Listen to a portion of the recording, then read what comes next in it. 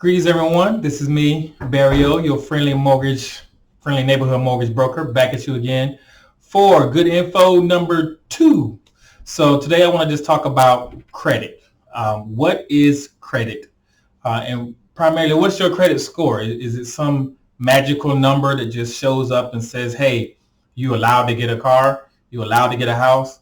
Actually, it's not. Your credit score really is a combination of your credit profile and how you manage your debt. In a perfect world, we'd have no debt. We wouldn't need a credit score, but that's unfortunately not the case. That is, however, definitely my goal, to never ever need credit again. So that should be all of our goals. But until we get to that goal, credit is important. And it's important to understand exactly kind of how it's formulated and how it plays into the role of getting a mortgage. So what your credit score is actually, it is a measure of risk. The bank is asking or looking at you and going, if I give you this big pot load of money to buy a house, how much risk am I taking that you're going to pay me my money back? Because I don't want to have to foreclose on the house, have to figure out how to kick you out and then sell it and hopefully I don't want to do all that. So the higher your credit score, the less risky you are, at least less risky they feel you are to actually giving the money. And so that's what lenders do with a credit score. They want to make sure that you're not as risky as the next person. And so we have to make sure, and I'm reading here, make sure I don't miss anything. The less risky you are, the more risky you are, the more you're going to pay for the access to money, and the fewer opportunities you're going to have when it comes to actually getting certain products and things of that nature, which is why you want your credit score high. The goal really is when home loans for us is to use credit wisely and to have a mentality that allows us to have credit and use it in a healthy manner. You don't have to have perfect credit, but you really, really should have healthy credit, and that's important. Because when you get the home, you don't want to lose it. When you get the car, you don't want to lose it. And it's important to understand that buying a home is not like buying a car. And I don't know how many times I've said it over these last 3 weeks, but I've had to deal with borrowers who just didn't quite understand how serious this concept is of buying a house. And I've had to say, you're buying a house, not an iPhone. You're buying a house. And a house is one of those things that happens in life that allows you to change your generational wealth, the trajectory of your financial future through home ownership happens because you're able to buy a house. So of course it's not going to be easy per se, and you're going to have to work at it, and you're going to think about have a mentality shift when it comes to how you use your credit and how you manage your credit and how you keep healthy credit when it comes to actually being prepared to buy a house. And so remember, as I said before, your credit score is really just a measure of risk to the bank. And of course, there are things that you can do to make sure your credit score is high. So when you're thinking about buying a house and you get ready to buy a house, it's important that you think about your credit in advance.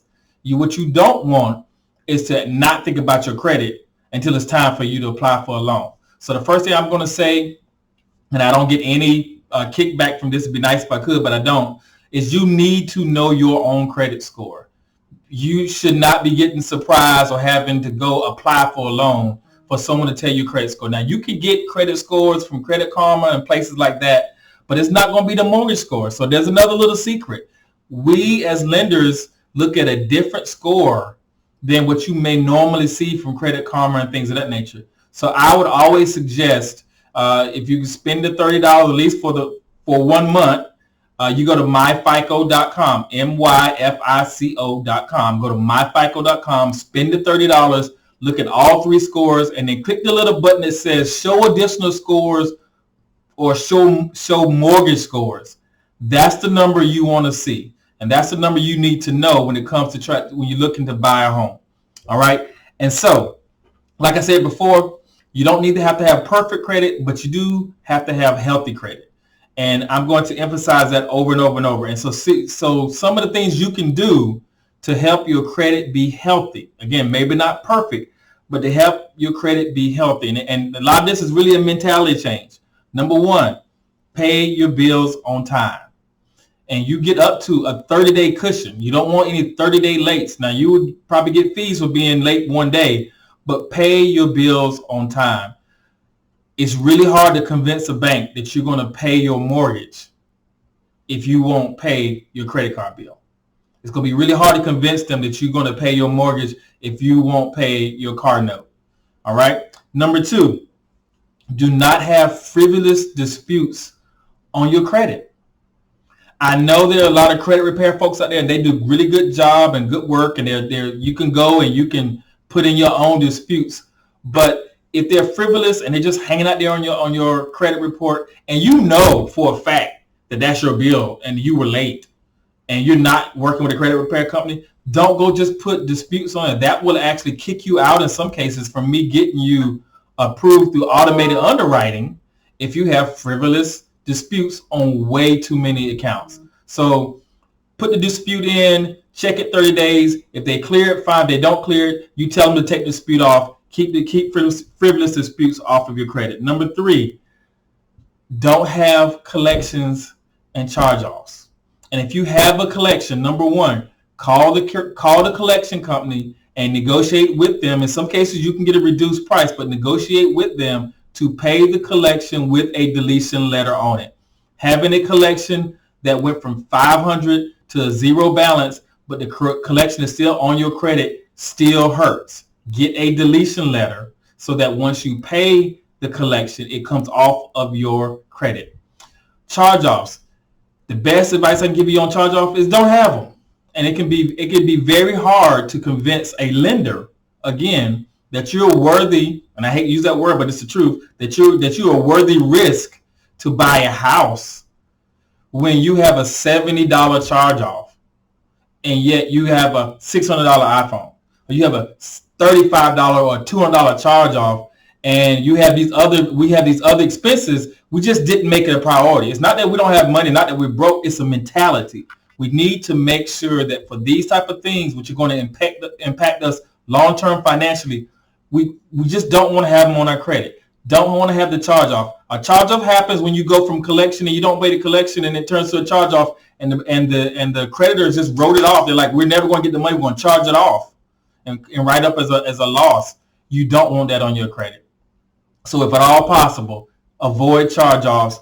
Definitely avoid collections, and keep your revolving debt. So your revolving debt is anything where you can pay it and you get access to that money, like a credit card. You got a $500 limit and you used up $300, and you pay that $300 and you got more access. That's revolving. So any revolving debt that you have, any revolving accounts that you have, keep them under 30%. So that means if they give you a limit of $1,000, don't have any more than $300 at any particular time. You don't have to make it zero, but you want to make sure your balance doesn't go over, again, for healthy credit, doesn't go over 30%. Worst case, 49%. But I would suggest 30%. And then again, and I'm going to close with this, have the right attitude about credit and your creditors. Don't overextend yourself. Don't take on credit just because they're going to give it to you.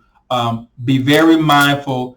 Do your own credit monitoring. Go to the myfileco.com and do your own credit monitor. Stay on top of things, but try to keep these healthy tips in mind so that you have a better chance of having a higher score, which means you're less of a risk, which is going to make it easier for folks like me, your neighborhood brokers, to get you the better rates. And I said I was going to close, but this is the last thing I'm going to close with.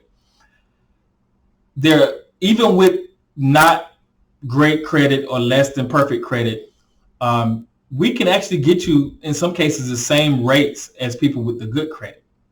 The problem is it's going to cost you more for the cost of that credit, and it's going to cost you more long-term because you're paying, it's just going to cost you more long-term, especially if you have to go to a higher interest rate because you're trying to save money on the cost of money.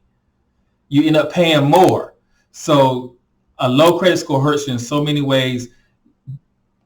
Do your best to have healthy credit and help you to get you into that home of your dreams and get you on the road to yes. That's my good info number 2, a little bit longer than the first one, but I think it was all good information. I look forward to hearing your comments and any other feedback you may have. And thanks again for watching and paying attention to the little country boy from North Carolina. But we are here ready to help in any way we can. And God bless you. Take care.